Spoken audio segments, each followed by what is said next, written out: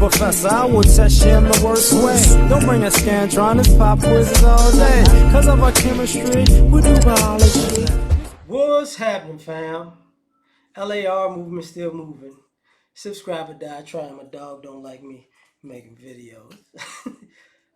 Trying to stay level-headed. I think one of the most important things I've learned in life is to have a level head. Never get too high, never get too low. And it's a difficult thing to learn from when you're young to you get older. If somebody can teach you that lesson young and it become a normal thing for you, you'll probably do better in life, um, and go farther faster.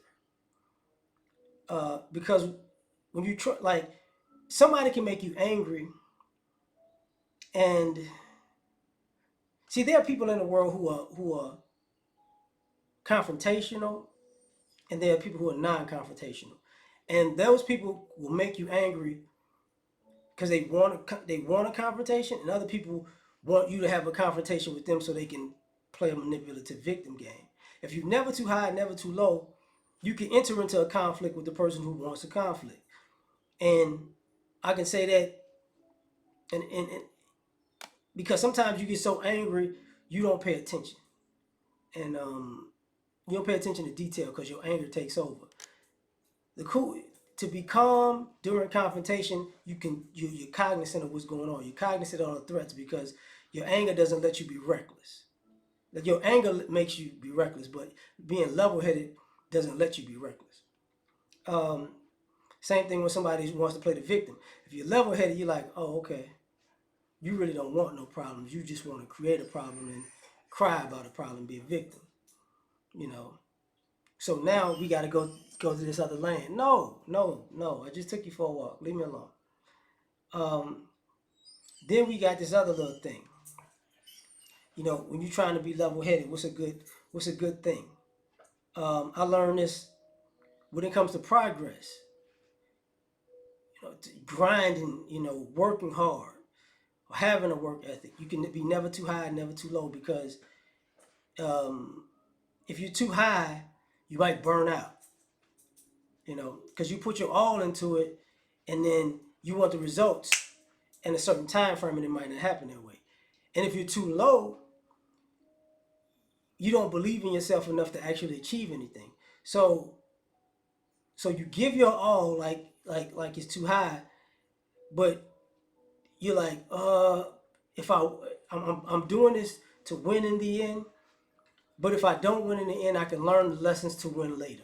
You get what I'm saying? So you're never too high, never too low. You got a level head about it. Um, and having a level head, in my opinion, helps your confidence, because having a level head doesn't mean you don't believe in yourself. You know, having a level head does not mean you're not going to compete to win. It just means you're going to take everything into consideration while it's happening. Because sometimes you can be in the middle of competing and know you're getting cheated, and because you don't have a level head, you blow up and it just ruins the game. You still had an opportunity to win, but because you blew up, it's over with. Or you quit because you're like, man, this is a setup. I can't win under these conditions. And it's like, yeah, you can. It's just going to be a little bit more difficult because, people are trying to cheat you. As long as once you can get that and accept it, you'll be all right. Which is another thing about being level-headed. I use this in a sports reference. Coach used to tell us, if you're a cornerback, get over the last play. If it was a great play, good job, but you got to suit up for the next play. If it was a horrible play, get over it. You got to suit up for the next play. And to have a level head is to line up, like, okay, this the play right here. I'm gonna win this play right here. Line up again. You won that last play. That play don't count no more. It's over with. I'm focused on this play right here. Line up. And I really didn't play in college, but I can say, because I ran track.